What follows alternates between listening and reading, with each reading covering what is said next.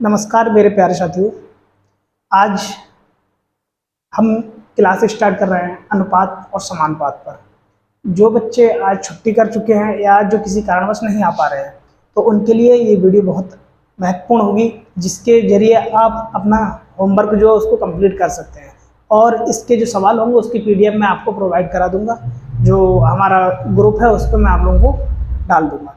तो आज हम बात करते हैं रेशियो एंड प्रोपोर्शन की, अनुपात और समानुपात की। रेशियो एंड प्रोपोर्शन, इसको बोलते हैं अनुपात और समानुपात।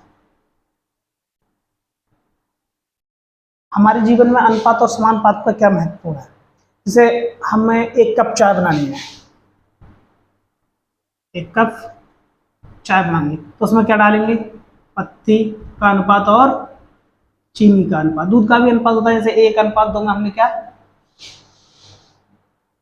पत्ती और चीनी डाली, तो इसका अनुपात कितना होगा? 1:2। अगर हम धीरे धीरे करके इसको ज़्यादा बनाएंगे, ज़्यादा कप बनाने हैं हमें, जैसे 4 कप बनाने हैं, 5 कप बनाने हैं, 10 कप बनाने हैं, तो हम क्या करेंगे? तो इसको बढ़ा देंगे, तो 1:10:20 ये अनुपात। ये केवल संख्या बढ़ जाएगी, अनुपात हमारा सेम ही रहेगा। इनका इनका अनुपात 1:2, ये भी कितना है? 1:2। ये इससे डबल है, ये इससे डबल है। तो हम इसके बारे में चर्चा करते हैं और आपको सवाल भी कराते जाएंगे धीरे धीरे करके। आप देखते जाइए और कंप्लीट करते जाइए।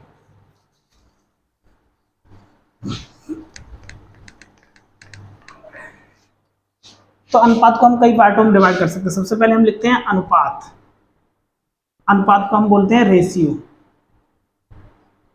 फिर हम लिखते हैं समानुपात। समानुपात को लिखते हैं प्रोपोर्शन। फिर हम लिखते हैं, अगला हमारे पास है वर्गानुपात। इसको बोलते हैं डुप्लीकेट रेशियो। Duplicate ratio. फिर हमारे पास आता है वर्गमूलानुपात। इसको बोलते हैं सब डुप्लीकेट रेशियो।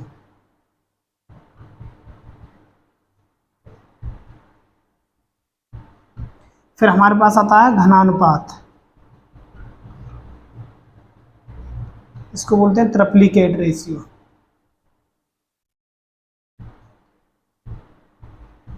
फिर हमारे पास आता है घनमूलानुपात। इसको बोलते हैं सब ट्रिप्लिकेट रेशियो।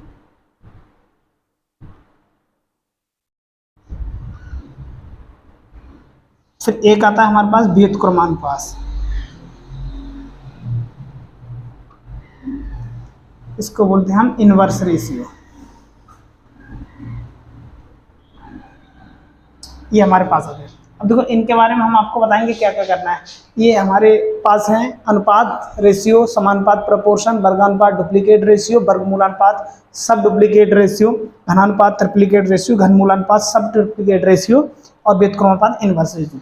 इनके बारे में हम चर्चा करते हैं थोड़ी थोड़ी, और आप इसको पॉज करके और इसको नोट भी करते जाइए, और वरना मैं आपको इसकी पीडीएफ भी प्रोवाइड करा दूंगा। देखिएगा, अब हम बात करते हैं अनुपात की। ये मिटा देते हैं हम, इसको साफ करते हैं।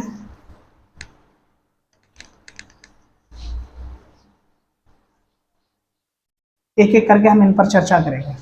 तो हम चर्चा करते हैं अनुपात। अनुपात के बारे में जब हम चर्चा करेंगे तो सबसे पहले कॉन्सेप्ट लिखते ही अनुपात है। अनुपात को कैसे लिखते हैं? 3:4 मान कोई संख्या है, तो 3:4 के अनुपात में।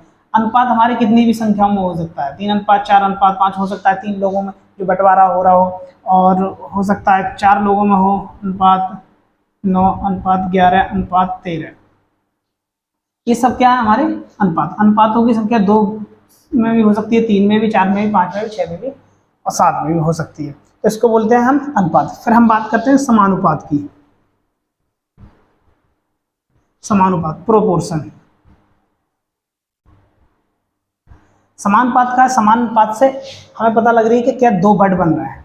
कौन कौन से? समान प्लस अनुपात। हमारे पास दो बढ़ा रहा है, समान और अनुपात। तो समान से क्या है, एक बराबर, अनुपात मतलब अनुपात हम ऊपर चर्चा कर चुके हैं। समानुपात मतलब जैसे मान के चलो कोई 3/4 बराबर 9:12 है।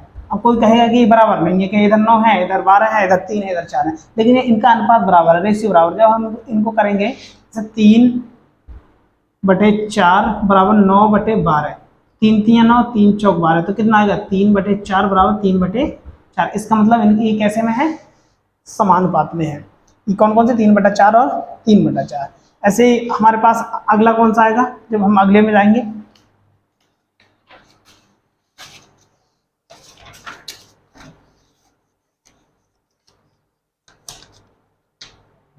जैसे हम कोई संख्या ले लें 1:2 समानुपात 13:26। समानुपात का चिन्ह कौन सा, हम ये लगाते हैं, ये हमारा काय का है, समानुपात का चिन्ह है ये चारों।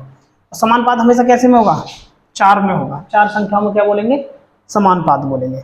समानुपात के बाद जैसे मान चलो अभी है 1/2 बराबर कितना होगा 13/26, तो 1/2 बराबर 13 × 13 दूनी 26, 1/2, तो ये बराबर है। इसका मतलब ये काय में है, समानुपात में है। ठीक है, और जिसको नहीं समझ आया वो कमेंट कर सकता है, कमेंट करने के बाद हम उसको जवाब देंगे। और देखिएगा, फिर हम बात करते हैं वर्गमूलानुपात की, सॉरी वर्गानुपात की। इसको साफ करते हैं। ये स्पेशल उन बच्चों के लिए वीडियो बनाई जा रही है जो क्लास को मिस कर गए हैं और जो नहीं किसी कारण आने में असमर्थ हैं, और वो इसको देख सकते हैं और अपना कार्य पूरा कर सकते हैं। अब आते हैं वर्गानुपात। वर्गानुपात, वर्गानुपात को बोलते हैं डुप्लीकेट रेशियो।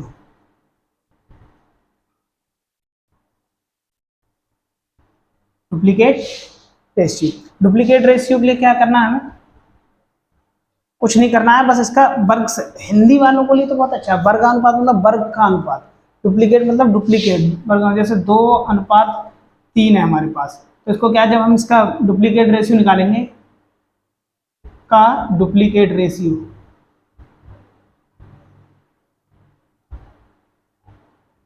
जब डुप्लीकेट रेशियो निकालेंगे तो क्या करेंगे, हम इन पर वर्ग लगा देंगे, 3 पे भी वर्ग लगा देंगे, 2 दूनी 4 और 3 3 9, ये हो जाएगा इनका डुप्लीकेट रेशियो आंसर। इस प्रकार से हम वर्गानुपात निकालें। एक सवाल और हम इसका करके दिखा दे रहे हैं, ये मान लो 3:4 का डुप्लीकेट रेशियो,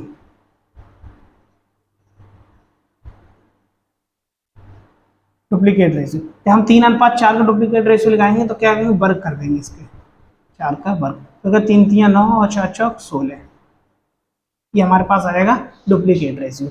ठीक है, अब आशा करता हूँ कि सभी लोग समझ चुके होंगे डुप्लीकेट रेशियो को मतलब क्या है, वर्गानुपात क्या बोलते हैं। अब आते हैं वर्गमूलानुपात पे, इसको साफ करते हैं।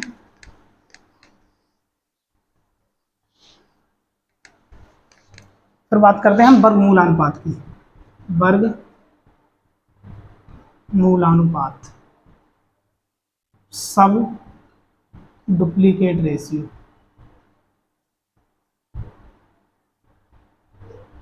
सब डुप्लीकेट रेशियो का मतलब क्या है, अब सब डुप्लीकेट वर्गमूलानुपात, वर्गमूल साफ साफ दिख रहा है, हमें क्या करना है, स्क्वायर रूट लगाना है। स्क्वायर रूट लगाने की वजह से हमारे पास है, मान चलो 144:121, तो आपका सब डुप्लीकेट रेशियो निकालना है। ठीक है, मान चलो इसका निकालना, तो हम क्या करेंगे, इस पर अंडर रूट चढ़ाएंगे, जो भी संख्या दी है उसकी लिखेंगे, अंडर रूट चढ़ाएंगे, लिखेंगे 144 कितने का, 144 का वर्गमूल कितना होगा, 12 12 में 144 और 11 11 में 121, तो ये क्या आ गया इसका सब डुप्लीकेट रेशियो। सब डुप्लीकेट रेशियो हम क्या अंडर रूट चढ़ा देते हैं।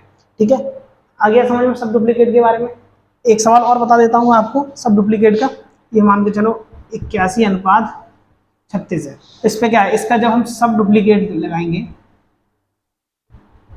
सब डुप्लीकेट रेशियो जब इसका निकालेंगे तो क्या कर देंगे, इस पर अंडर रूट चढ़ा देंगे। ठीक है, ये कितना हो जाएगा 9, ये कितना हो जाएगा 6, ये हो जाएगा इसका सब डुप्लीकेट रेशियो, देख लीजिएगा। अब हम बात करते हैं आगे घनानुपात के बारे में। आशा करता हूँ कि सभी लोगों को समझ में आ रहा होगा अच्छे से, और जिसको नहीं समझ में आ रहा है वो कमेंट करके पूछ सकता है, उसको उसका जवाब मिल जाएगा। घनानुपात, घनानुपात, घनानुपात को बोलते हैं हम triplicate, triplicate ratio. Triplicate ratio में क्या करेंगे, साफ साफ देखा घनानुपात, इसका घन करना है। कोई हमारे पास कोई भी संख्या है, मान चलो 3:4 का ट्रिप्लिकेट ज्ञात करो, ट्रिप्लिकेट रेशियो ज्ञात करना है। तो क्या होगा, 3 घन है, घन में क्या होता है, क्यूब रूट होता है, क्यूब होता है। लगा दिए 3 और 4, 4 के क्यूब, 3 3 होती हैं 27, 5 16 चौका 64। ये क्या होगा, ट्रिप्लिकेट रेशियो होगा। ठीक है, आशा करता हूँ कि ये समझ में आ रहा होगा। ट्रिप्लिकेट में 3 घात लगा देते हैं। एक और देख लीजिएगा इसका सवाल, 5:9 का ट्रिप्लिकेट रेशियो।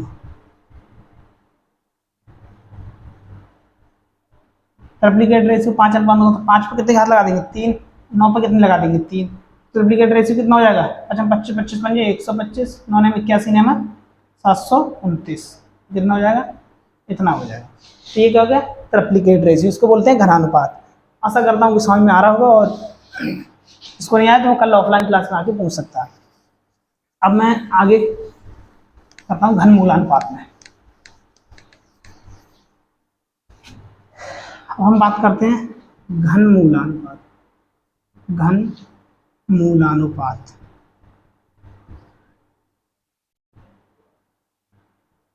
घनमूलानुपात को बोलते हैं सब ट्रिप्लिकेट रेशियो।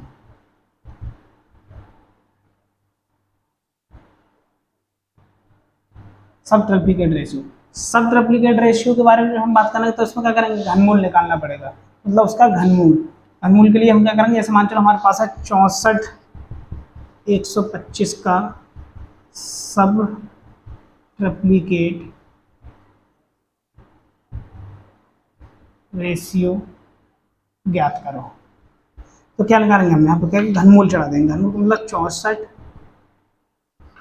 125, 64 कितने हो, 4 चौक 16 चौका 64, तो 4:5। ये क्या हो जाएगा, घनमूल। इनका घनमूल निकालना पड़ेगा, सीधी सी बात है। हमें क्या करना पड़ेगा, इसका घनमूल निकालना पड़ेगा, तो घनानुपात हो जाएगा। तो ऐसे हम इन सवाल को कर सकते हैं। और एक हमारे पास बचा है व्युत्क्रमानुपात, उसके बारे में मैं आपको बता ही देता हूँ, क्योंकि फिर ये टॉपिक क्लियर हो जाएगा, फिर सारे लोग इसको देख के यहाँ से रिवीजन अपना कर सकते हैं। व्युत्क्रमानुपात, व्युत्क्रमानुपात इसको बोलते हैं inverse ratio. Inverse ratio, inverse ratio के लिए हमें क्या करना है, ये इनवर्स रेशियो जो है तो व्युत्क्रम, इसको बोलते हैं उल्टा करना। जैसे कोई भी संख्या है हमारे पास, तो उसको क्या करेंगे, हम उल्टा कर देंगे। जैसे हम लिखते हैं, कोई भी संख्या हमारे पास है कि 3:7 का व्युत्क्रमानुपात,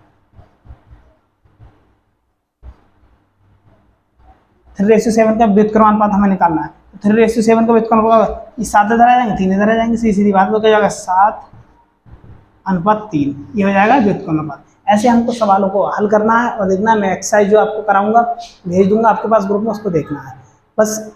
ये स्पेशल उन लोगों को या उन बच्चों को या उन विद्यार्थियों के लिए बनाई गई वीडियो है जो क्लास में आने में असमर्थ थे, और जो बच्चे असमर्थ होंगे उनके लिए मैं ऑनलाइन वीडियो डालता रहूँगा, और जो घर बैठ के उसको देख सकते हैं, ताकि कोई भी बच्चा मेरे पास ये शिकायत ना कर सके कि मेरे को समझ में नहीं आया या मुझे पढ़ाया नहीं गया। जो क्लास अब्सेंट कर रहा है या क्लास में नहीं आ पा रहा है, वो बच्चा इसको देख सकता है और देखने के बाद अपना होमवर्क पूरा कंप्लीट कर सकता है। और इतने पर भी समझ में नहीं आया तो अगले दिन जब नेक्स्ट डे आएगा मेरे पास ऑफलाइन क्लासेस में, तो मैं उसके लिए समझा दूंगा, वो प्रॉपर तरीके से समझ सकता है। बस यही है कि पढ़ते रहिए, और हो सकता है कि लास्ट में यही कहना चाहता हूँ कि पढ़ते रहिए। धन्यवाद।